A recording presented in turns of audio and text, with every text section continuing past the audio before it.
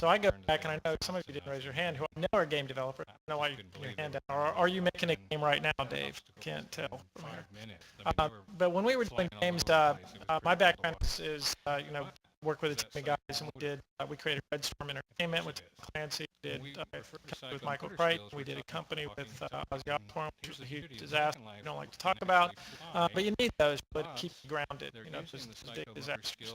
But back in the early 90s when we were doing games, you literally had to basically build the entire operating system first, then you'd build your game development platform on top of that, and if you had any time left over, then you would actually do your game on top of that. You remember the early days when you couldn't trust Windows to draw to the screen. And things like trying to create convincing human characters in a game was nearly impossible, especially when you had 500 polygons that you had to work with. And we were doing all of it by hand, so we were doing hand animations. It's come a long way since then, and if you guys, my friends, my lovely assistants over here could actually queue up those videos, I'd like to show kind of a quick evolution of what we were dealing with in the early 90s. I can't really see here, but yeah, play that Face Station one first. See if you guys recognize iMatic this. Face Station turns a live or pre-recorded video signal into professional quality facial animation. Just point the camera at your face and enjoy hands-free, natural facial animation. It's never been so easy. So when I first saw this at the Game Developers Conference, that was both an exhilarating and frightening day for all of us in gaming. So if you were a hand animation person, you looked at that and you said, oh crap, I'm out of a job, which happens a lot to us these days when automation increasingly replaces a lot of the jobs that we're doing out there. But if you're someone who's paying for that work, you go, wow, now all I do is I point a camera at a human being and it actually maps immediately to the 3D avatar. No more hand animation. So the next one, if you could show, let's go do that Contour 4 phase. So this is from Mova Digital a couple of years later, sort of mid-90s. This is Contour Reality Capture. What's cool about that is it starts getting to the point, and that's real time. I can't remember actually which year this was. It might have been about 2005, where it starts getting difficult to see the difference between the real person and which one is the actual animated person. And again, it's all real time. In 2008, I saw the next one, that Contour in Unreal one. Where's the sound? Have fun. I'm telling you, I've been waiting for this my whole life. I'm gonna throttle you like Captain Kirk in the Enterprise. Oh, you're doomed, baby. That was a watershed moment. Again, that was real time. It was in the Unreal Engine by Epic, and again, they had a camera on this actor. It was kind of over the top, and then mapped this character's head. And again, what was fascinating about that is it was real time, but for all of us in the training environment and of course in games, as we said, for the first time ever, hey, we can now start creating really nuanced kind of human behavior and that sort of thing and put those into real-time gaming environments. So we all went back immediately and started like scribbling in notebooks about, hey, we can do cultural training, we can do language training, we can really tell stories in a new way. How many of you saw the Kara video from GDC? You know what, I almost brought that. I think I'm going to show it tomorrow at the Machinima session, so maybe we can talk about that. I've been actually showing that at a couple of commands and then hearing from and actually stimulating conversation with folks about it. But this medium is becoming incredible. We can create incredibly convincing environments. We can create incredibly convincing characters, and that leads me to introducing our two speakers that I'm really proud to have lured all the way from the left coast and as far away as New Zealand in one case to come and share some ideas with you today.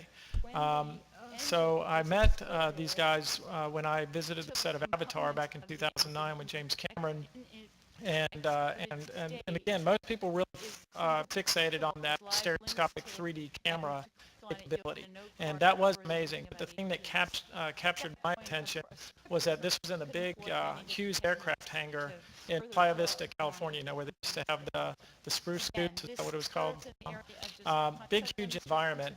And they had something like 120 sensor camera arrays out there. And actually, I saw people like riding horses and that sort of thing. And they were capturing all this behavior up to, I can't remember, I saw at least a dozen people at a time in what James Cameron called the volume. And then I went over to people I'm really comfortable with, the computer gaming geeks sitting there working with the Autodesk software, and all that action that Cameron was directing was happening real time in the game environment. And so basically we're directing in a virtual world all of a sudden, and it just blew my mind.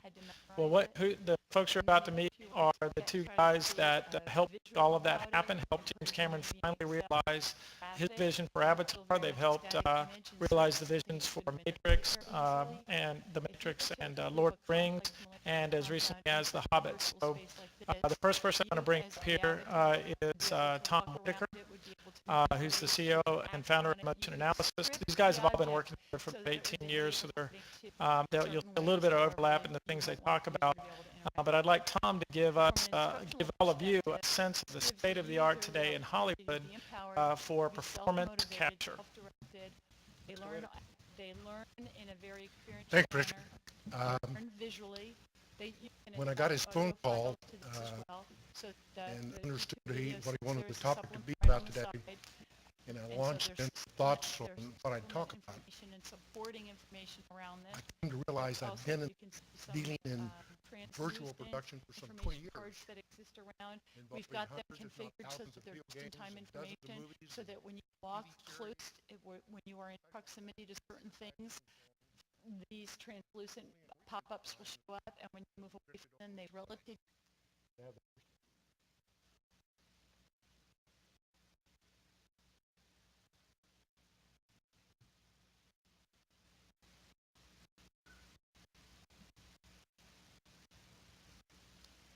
I added a word to Rich's title, virtual training instead of the virtual world.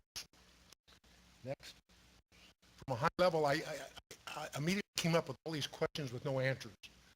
Then I learned, as is typically the case, if you define the question well enough, the answer is pretty obvious.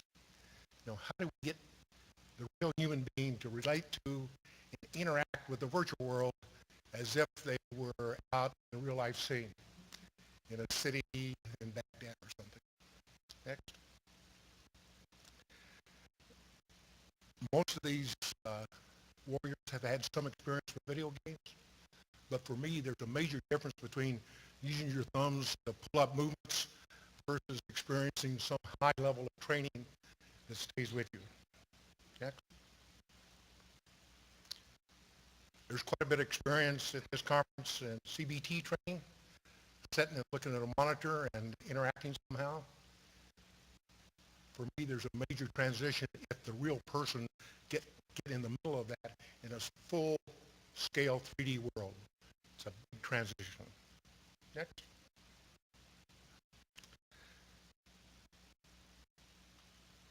As we've worked with the industrial customers more so than the military, how does this immersion of the person into the virtual world improve training and what the walkaway value is for the individual? How do you go about assuring that going from CBT to full-scale immersive training accomplishes what you're trying to do? Next. This part of the field. This is a full-scale immersion project that we did in cooperation with the real-time immersion people here in Orlando. The graphics are pretty incredible using the CryEngine. We did this with 2 people.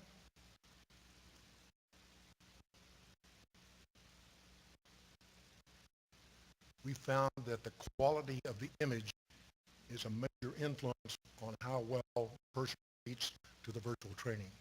Does it look real? Is it an avatar with a low resolution image, or is it the real deal?